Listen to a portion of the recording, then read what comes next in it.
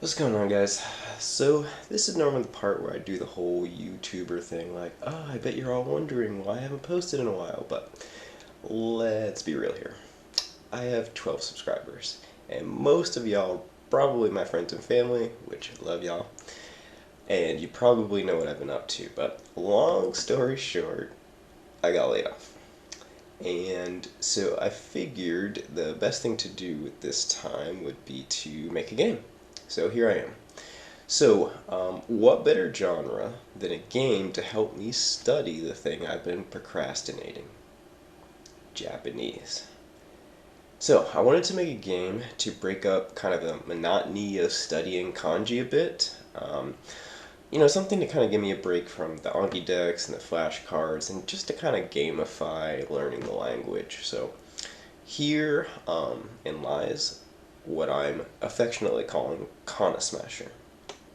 Now, the premise of the game is you have a question word which will appear at the top, and then answer tiles for each respective kana in its reading, which will also spawn below it. So below that, the guess tiles will spawn at the bottom of the screen, and if you click one of them, they'll break into the constituent kanas, hence the name Kana Smasher. Now, I know what you're thinking, but you're smashing the kanji, so shouldn't it be called Kanji Smasher? Mind your business. So kind of the first order of business was to kind of draw out how I thought everything would lay out. Now, initially, as you're seeing in my notes, this was actually supposed to be for radicals.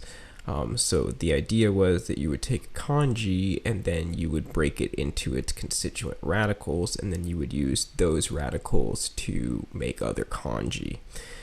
Now, there were several issues with this, especially on the data side, and this is still an idea that I'd like to pursue for the game, but as far as the feasibility of it, I was trying to make kind of a smaller MVP.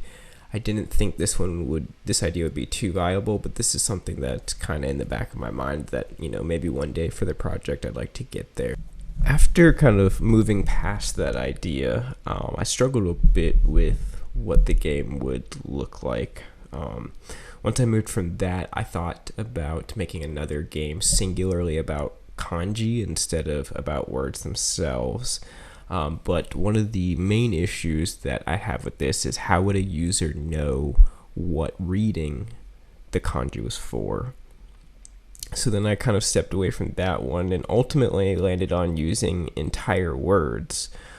In this way, I could break those down to their constituent kanas, and as you can see here on screen, I kind of came up with an idea where maybe the guess tiles would kind of float across the screen, and then the user would have to kind of smash those guess tiles, which are the complete words, into their constituent kanas to guess the correct answer. I do have a version in one of my branches of this floating, but the issue with the floating kind of ended up being that it became difficult to make sure there were enough words on screen that the user could use. So ultimately, I would still like to have a version of the game that uses this mechanism where words kind of flow across the screen, and the user is given them in an appropriate way to facilitate kind of giving them the words, or the kana rather, that they need. But what I ended up kind of landing on was a more static approach where you're kind of a fixed number of tiles. I kind of elected 4. And then within those 4 tiles, I can kind of guarantee that the user is getting kana that they need. So the way that I actually handled that is I developed an algorithm that would essentially sort the list and assign each word a value. So for example, if you have a JLPT and 5 word like miru, it would go through all the JLPT and 5 words and kind of rank them based on how many useful kana was in that word, and then they'd get a score. Then I would sort that dictionary into lists based on how good or not that particular word is based on the kana that you still need. So in this way, I could kind of guarantee that at least a few of the tiles that were being spawned were going to be useful for the user, and thus it doesn't create a kind of a discouraging situation where you're constantly getting tiles that aren't of use to you. One of the last orders of business was to create a select screen for the different JLPT sets. I did want to kind of break them out into their JLPT levels. That said, all the higher levels all include the levels below it. So for example, if you're in JLPT N4, that will include JLPT N5 words as well. I also added a score screen so you can see how well you did.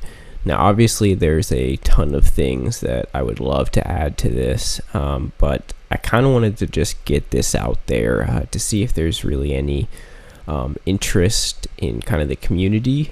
So I do have the link to this on my itch page. If you guys could go check it out, play the game a little bit, and then just leave me some feedback either in the comments here or on the comments over there.